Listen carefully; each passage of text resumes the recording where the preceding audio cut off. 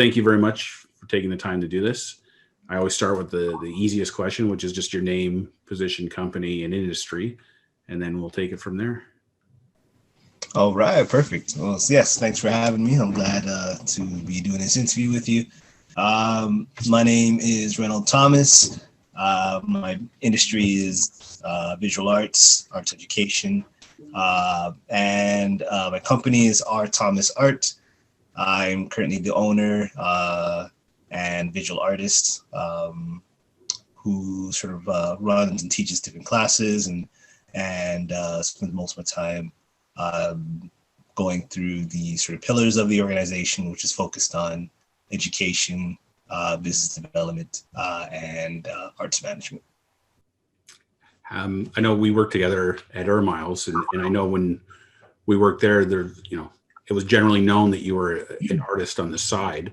So, I'm thrilled that it's worked out that this has become your profession now. But maybe you can just give some folks a background of how you ended up in the art industry in general. Yes, definitely. So those are definitely some good times at the Air Miles organization. I've always considered myself to be a visual artist. As far as I remember, I was known as the main guy in elementary school, grade school, to do the bubble letters and things like that. Yeah. Anybody who wanted any sort of character sketches, things like that. So yeah, that's something that I carried with me right up until my young adulthood while I was working at Air Miles. And then I think around 2015, I decided that I wanted to definitely take it a bit more seriously in terms of getting back into the art industry of exhibitions, showcasing my work. And that's during my tenure at Air Miles.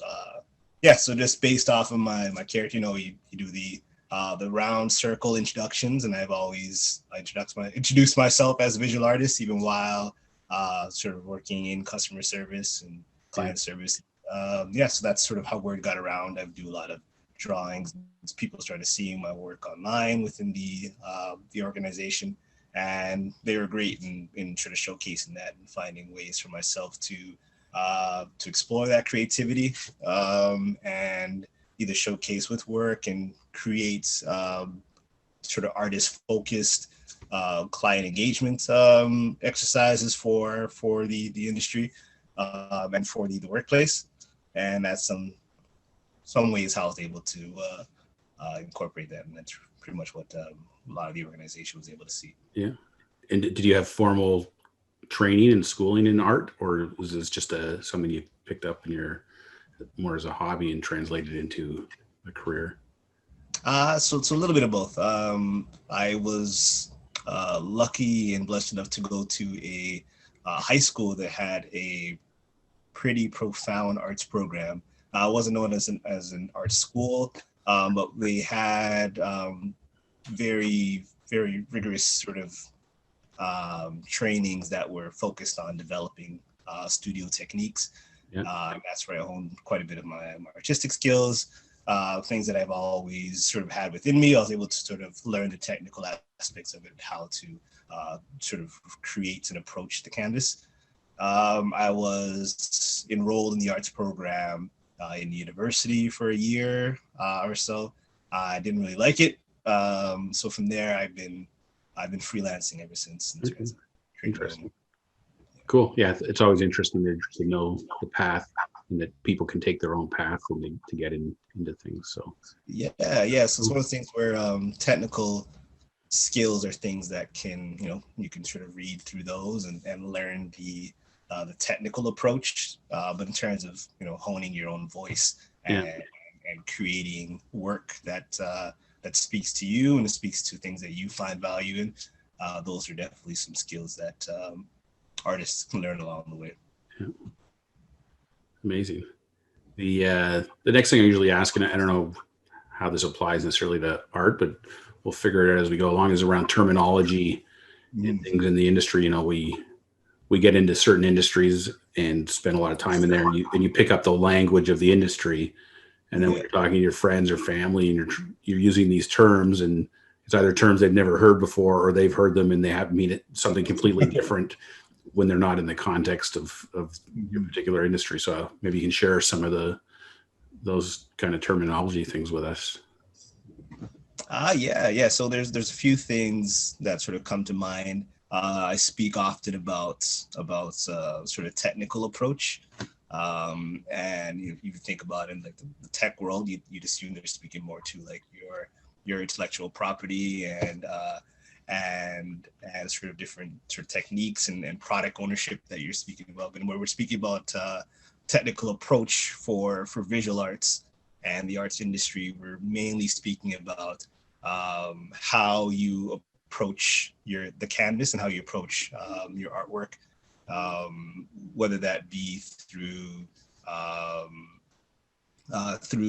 your painting approach, are you doing what's called a wash? Do you sort of lay directly onto the canvas in the sense of no wash, you're just sort of going dry brushing, things like that. So there's different sort of technical approaches that sort of artists would, that's sort of main through the arts industry. Yeah. And when if something that pops into my mind is just the inspiration to use different techniques. Is that just something you figure out on the fly, whatever piece you're working on, kind of direction you're inspired to go, or do you have a kind of a favorite medium or technical approach that you like to use? Is it more kind of something you think about, or something you just do? So for myself, a little bit of both. So in the arts sort of industry, they'll teach you sort of your technical approach, and just they'll give you sort of three to four different technical approach that you can take in sense of step one, grab your paint. Step two, sort of lay out your palette, and step three, sort of draw out that palette, or either you're sort of tracing out the outline of the work that you're approaching, and then sort of the idea is sort of freehanding that approach, and we call it sort of free conceptualization. So just sort of imagining and going along as things come to you. Right. It's funny you used the word there, palette, which in my grocery business background is like a skid or a pallet the product is delivered on, and then you'd have a display ready pallet and all this thing. So clearly that's not the kind of palette you're talking about. Is the palette just the array of colors you're using, or maybe just explain that a little bit for my own sake? Yeah. So the palette would be your array of colors. So and then sort of how those colors approach will throw the color wheel, which sort of technical part, you're going for a warm palette, sort of cool palette. Your warm palette would be your reds, your yellows, your oranges, and then your cool palette would be your blues, your purples, and your greens. And so the idea between that is how you sort of pick that your palette and sort of which emotion and expression that you want to lay out in the work. Okay, that makes a lot of sense. Yeah. The next question we usually get into is about success and how it's measured, and are there KPIs, the key performance indicators in your industry? I mean, my impression for artists generally is that you're like, it's a lot of freelance, independent work. So maybe I have the wrong impression, but I don't see artists like hovering over their spreadsheets and stuff very much to figure out, their success measures. But, maybe you can describe for you and what you've seen in the industry, how artists measure their success.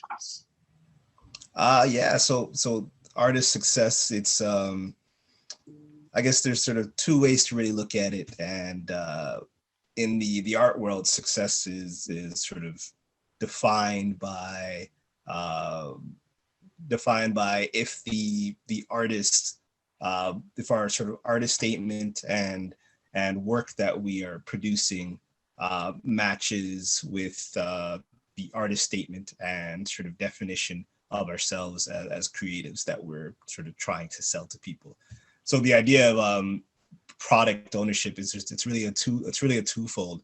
in the artist industry. So in the artists as themselves are really focusing on gaining that sort of world recognition in the work that they produce, getting recognized through media, getting recognized through artist outlets, and then as well as the artist's sale of work that they're gaining. So I guess that would be the one sort of measurable a metric that sort of defines the success of an artist, the sale of work, how well they can sort of now price their work based off of their recognition and sort of media press and publicity that gets placed around the work that they produce.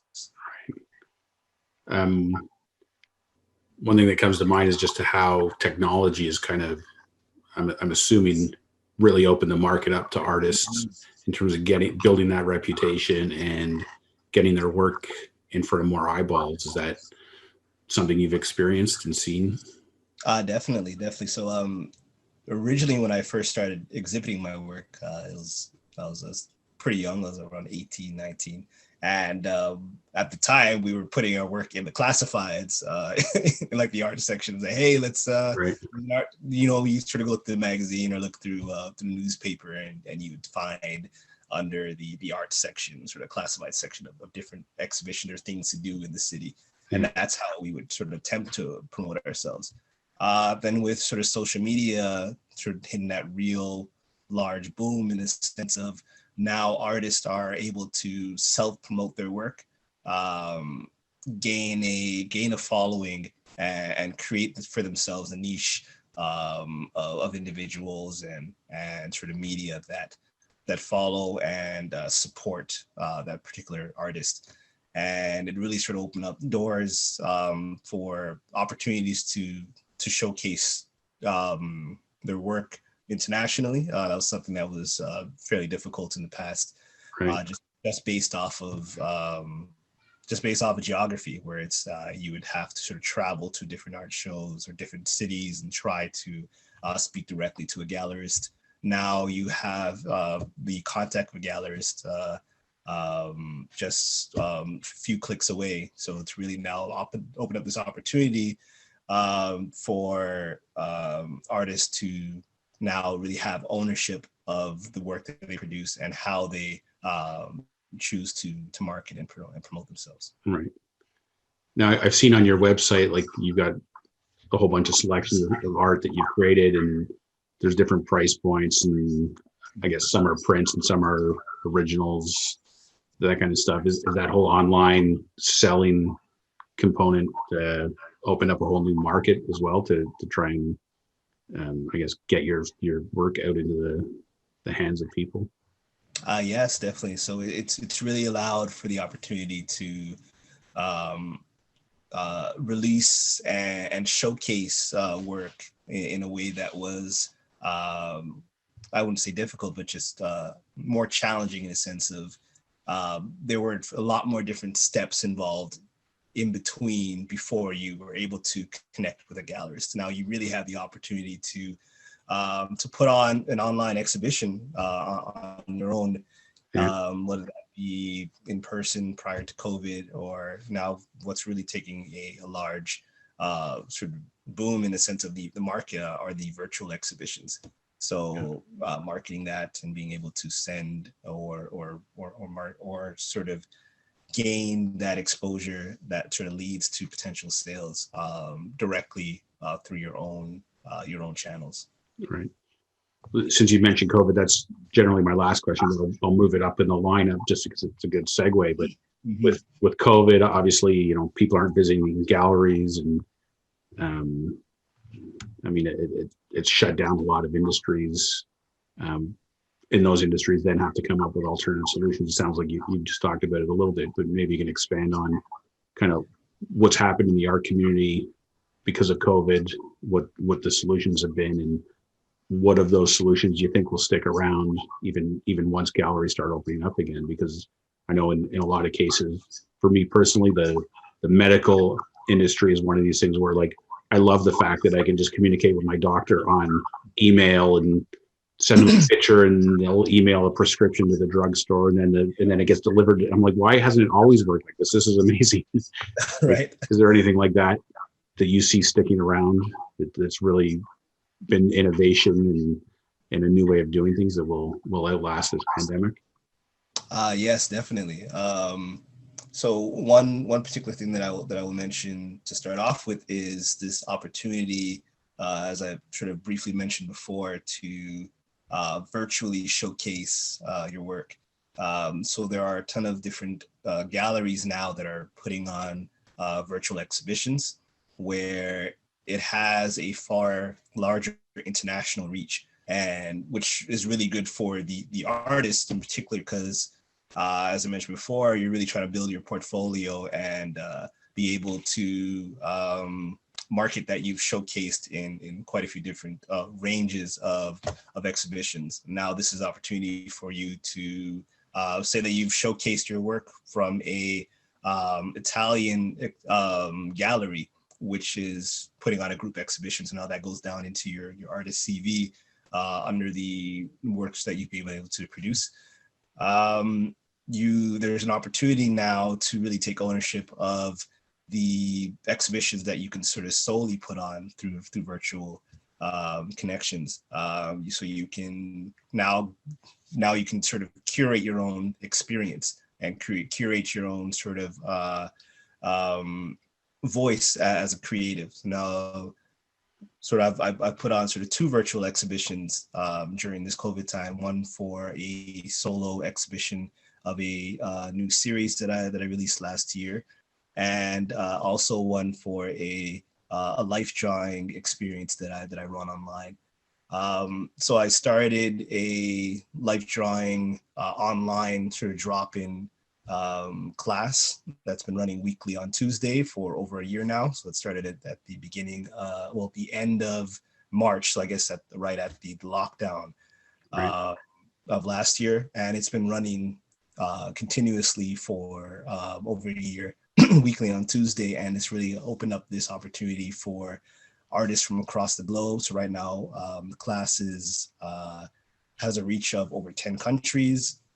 Just yesterday, I had a model from Scotland sort of post for the classes, and there's artists from Argentina, from Italy, from quite a few from the US, from Canada, who all sort of connect together. And this is something that was not really prevalent before COVID, and now that this sort of door of opportunity is open, it's something that's definitely going to be sticking around after that. So when you say life drawing, maybe you just describe that for those that don't know what that means.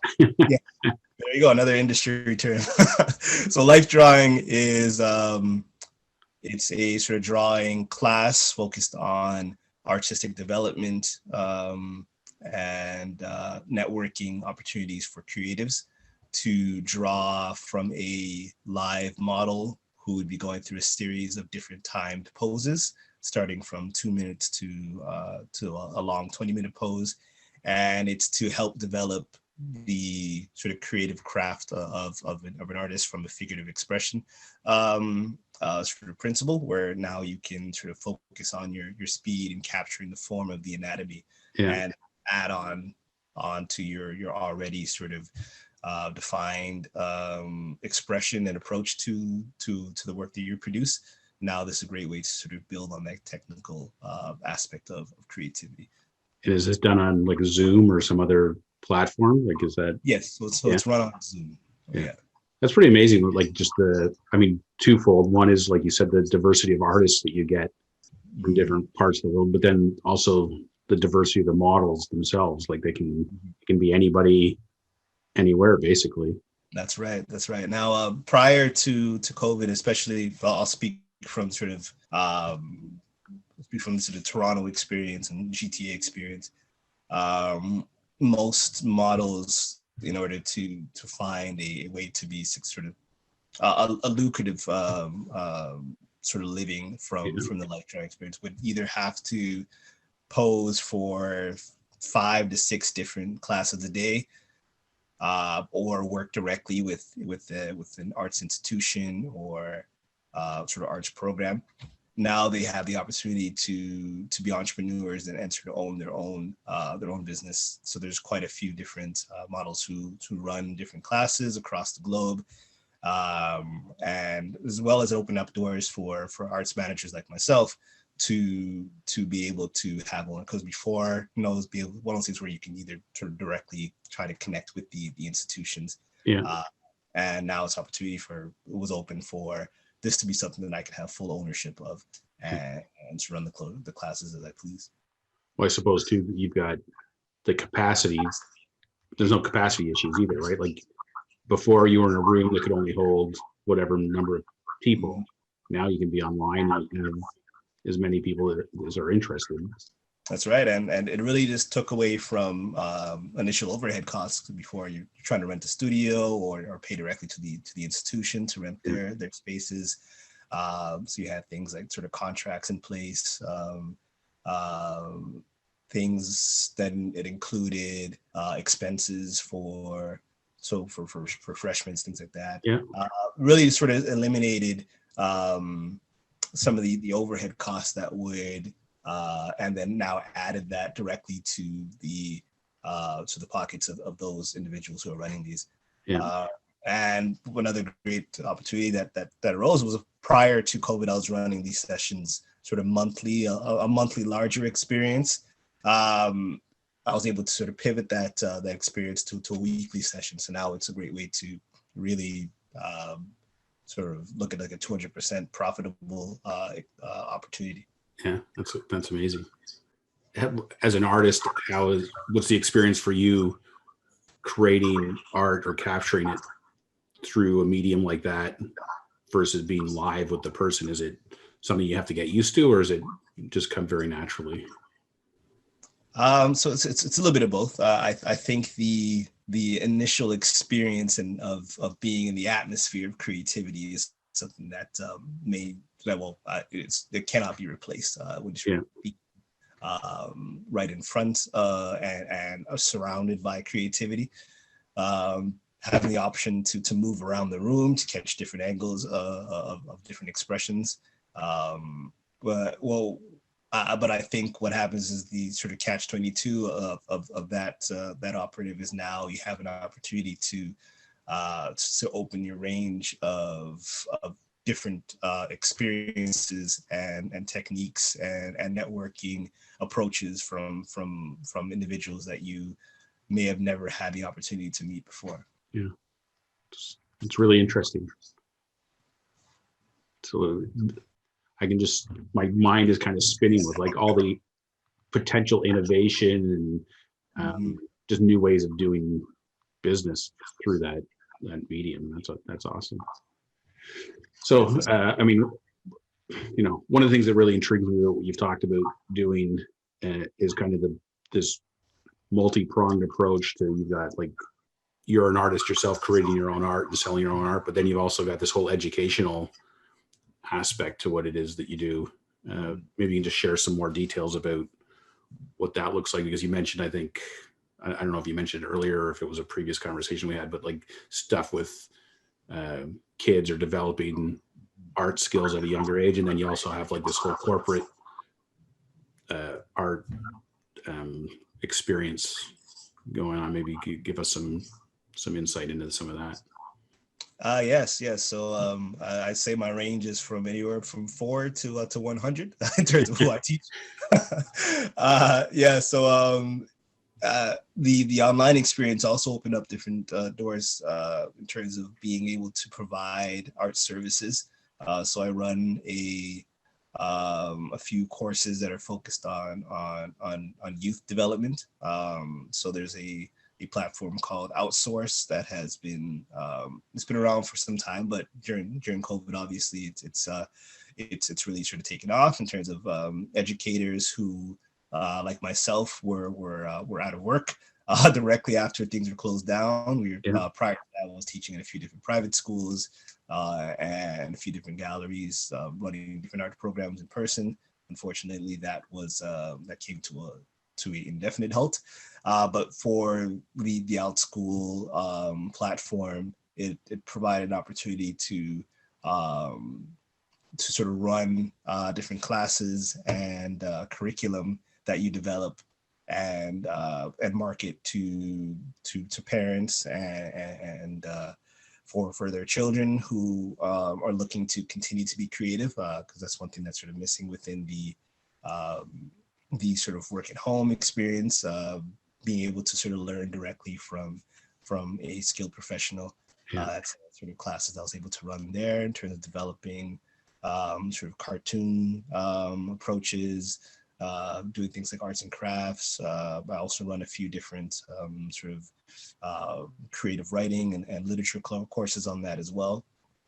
And so that would be the ages young from, I'd say for those classes, they're from ages 4 to 12. Okay. And I also run a few different corporate classes that are focused directly on sort of reimagining creativity, or is one of the classes that courses and workshops that I teach, and been pivoting that and connecting with different institutions who are looking for opportunities to sort of hear a different approach to business. So the reimagining creativity approach is focused on sort of really sort of changing the mindset of how to approach innovation, and changing the mindset of how we sort of pivot and sort of brainstorm within our industries, and allowing for creativity to be the lead of the forefront. The idea of sort of creativity allows for you to sort of think outside of the box, and sort of that leads to innovative solutions. Yeah, that one's really got my interest. I know I'm doing a coaching class right now, but we talk a lot about kind of limiting beliefs and kind of the structures that society creates for us, that we can't go outside of these lines, kind of thing, and we lose touch with those creative instincts that I think lead to a lot of great things, if you can tap into them. That's awesome. Yeah, so I also sort of speak directly to this idea of what you mentioned there, Greg, us being sort of sanctioned off based off of our interests, where I'm myself being interested in creativity, sort of get boxed in with the artists and creatives, and those who have a bit more of an analytical approach get boxed in with the analysts and the forecasters. Yeah. Now, the idea is that if we were all sort of connect and work together and find ways to sort of bounce ideas off of each other, it would lead to things that may not have been able to be touched on. And I think that's definitely a approach and an operative that I feel is necessary. Yeah, sounds like a movement. Yeah, try it. It's one of those, like, it's a movement, but it's that snail that's moving slowly. But I watched a kids movie the other day with my daughter, and it was I don't remember which one it is, but I think it's called Speed. And the snail gets like some like superpowers where it's able to Turbo, that's the one. Yeah, I like that. So, yeah, I'm trying to be Turbo, is the snail that can zoom by. Oh, that's cool. And a question I was asking is about top skills to be successful when you're in the industry. So, I mean, apart from the obvious of being a skilled artist, what are the other skill sets that you think are required to be successful? I think adaptability is definitely an important skill set, where a lot of times, I spoke quite intuitively about sort of your artistic approach, but in some cases we may be requested to do something outside of our scope. So the idea of being able to adapt and be sort of interchangeable with the directions that we approach things is one particular skill. Flexibility is another skill that's important. And I would say one of the most important things is the understanding of I guess what I'm trying to get at is the understanding of your creative niche. So the sort of business marketing side of things. It's actually really something that's really missing within the arts industry. Mm-hmm. Understanding of your IP, intellectual property, how to market and sell your work. I always say to emerging artists who sort of seek out for my help is if you are in this industry, you're automatically an entrepreneur, which means that you're automatically in sales. So Yeah. it's something that you need to learn how to develop a sales pitch and develop a sales approach to the work that you're producing and being able to engage with those clients.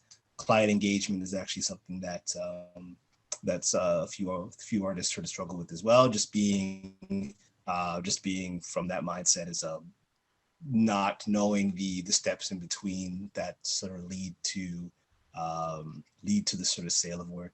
Just being able to develop a sales approach that is something that's, you don't want to feel like a salesman, but you want to be able to connect and lead towards something that you can sort of add value to that potential client that would lead to those sales.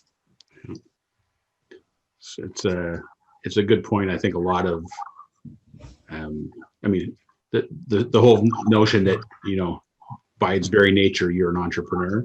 Yeah. Is, I think, something that, people don't necessarily get into that kind of work with that mindset, and it's a big leap for them to accept.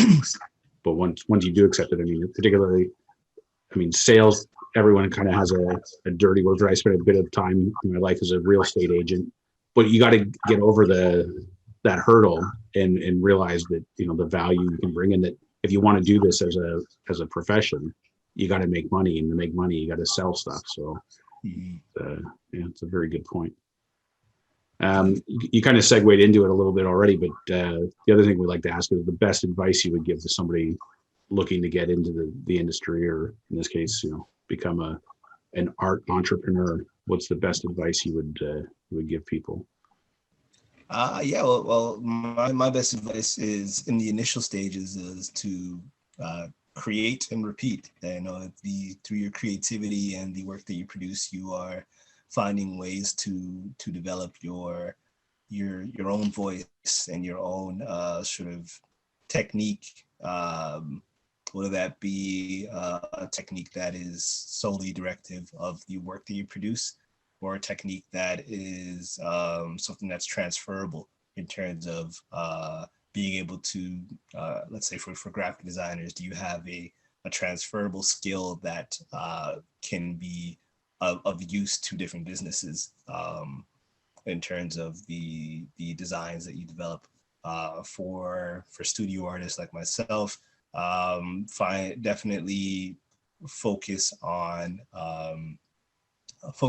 sort of your, it sounds cliche, but the love of the work that you produce, and then also now focus on the